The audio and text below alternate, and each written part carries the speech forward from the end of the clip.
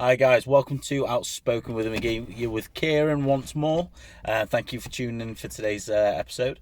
I want to talk today about depression. Why? Because everyone can relate to it. Everyone's felt it once upon a time. Even if you think you haven't, you probably have. Now, the reason why I actually want to talk about it because it relates to people is because a lot of people use it as a stigma. Depression's easy to get over. Just just think of how lucky you are and what you've got. Unfortunately, it's not that simple. A lot of people are quick to just brush it under the rug, but that brush will break and that rug is only going to fall. So you may as well face it head on, deal with your problems, and try to find out what the root of the cause is. Now, the reason why I want to say the root of the cause is because I relate everything in mental health, including depression, as an oak tree. Now, this oak tree might have one trunk. It doesn't mean you've got one problem. That trunk comes from roots. And whatever's rooted is subconsciously in the back of your mind. Them roots are almost subconscious problems and issues that you haven't faced, that you might not even know is there. Now, not just because of these roots, obviously it comes up into one stem. That depression is that one giant trunk going up. And that sounds like it's easy because it's just one thing, it's depression. And you've got all these roots, which are multiple things that lead to depression. Now, here's what I try to represent with the oak tree. Is this one problem branches out. It creates branches, it creates twigs, it creates leaves. These are all multiple things that comes from depression that can happen. Depression isn't, just I'm sad. Depression can create anxiety. It can create paranoia. It can create anger, stress, suicidal thoughts. Now, the reasons to say this is probably to make people try to realise it. It's not just one access. It's never going to be one access. It never will be. The point to most of this is to understand that maybe trimming some leaves along the way is going to tidy up the mess that's caused by it. Now, what I want to say is for people that know someone that's suffering with depression or suffering with suicidal thoughts, or people that don't want to be here, you need to check on your friends. It takes 5 seconds of your day just to text, how are you? Not are you okay, not that bullshit generated stuff. Like, how are you? Show genuine intent.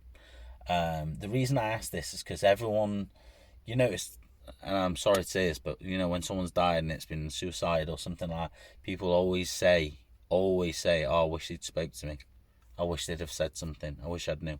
Sometimes it's down to us as people to understand that the people that are in this situation feel like they're a burden. Like, I'll tell you from my point of view, you feel like you're asking too much of people just by saying hello sometimes. You can't expect someone to reach out and want you to help them when they feel like they're not worth anything as it is. So what I'm trying to say with the whole depression thing is sometimes people can't talk out because they're so withdrawn within themselves, really, that they can't battle demons, that they can't say these things, that they can't find the courage or the bravery to talk because they don't know how to, because they are knocking themselves down continuously. Sometimes it just takes that olive branch to say, I know something's a matter, I know something's up, let's talk about it. Let's have a cup of tea, let's have a cup of coffee. It's all it takes sometimes. This episode could go on for hours, I ain't gonna lie to you, but I'm gonna try to keep it under 10 minutes. With depression, it can start from the smallest thing. It could be something that someone said. It could be the way you look. It could be something that you've done. It could be something the person that's suffering with it has done themselves and they can't quite get over it. Now, depression can often lead to guilt.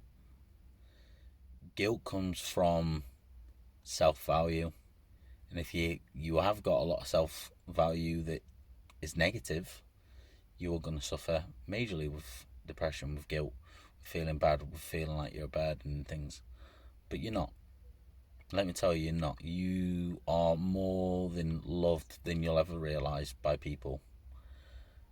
But you've also got to put the value into yourself so other people can see you shine that a little bit more.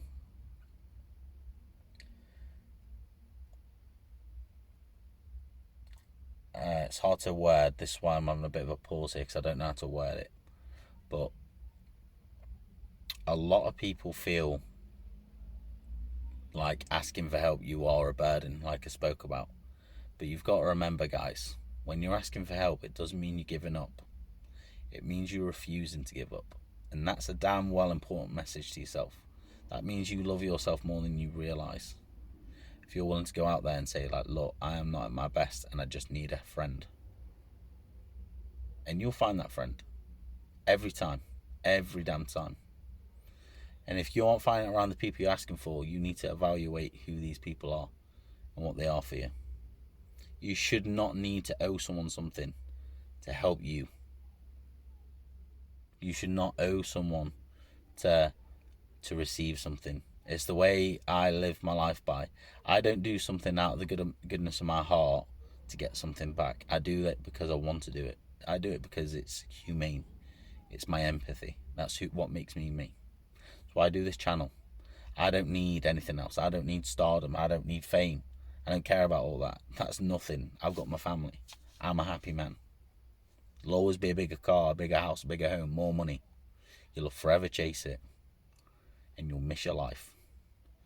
Now, I do it because it heals me. Me doing these chats is my way of dealing with my depression, dealing with my anxiety, dealing with my stress, with my own trauma. And it's all because when I know I'm making a difference to someone else, it helps me feel my own value, to see that I'm doing something, see my own worth. And that's what you need to realise, and what I want you to try do, guys, when you're watching this video back. If you're watching this video back, find out what makes you happy. Find out what genuinely makes you feel content inside, where you feel, where you feel like, you've got something here, something to grab hold of, something to say, like, I deserve this. I deserve this feeling. And keep feeding it. It's just like they say in the old stories with the Cherokees. There's two wolves inside you. One good and one bad. One will survive. It just depends which one you want to feed. Keep feeding that good one. That good one's going to grow. That good feeling's going to grow. You want to feed that bad one. Keep feeding it. It's only going to get bigger and stronger. Just look at it that way. Keep it simple. Love yourself. Love your family. Appreciate your loved ones. Give them an extra big cuddle, an extra kiss. Spend that quality time and just take in that moment. What you've got. Some people don't have that. And this isn't a case of saying be lucky for what you have. It's not. Just taking these small, tiny, microscopic moments, and I can guarantee you'll look back in a couple of years so thankful to yourself. It's insane. Thank you. You've been with Kieran. I'll see you on the next episode.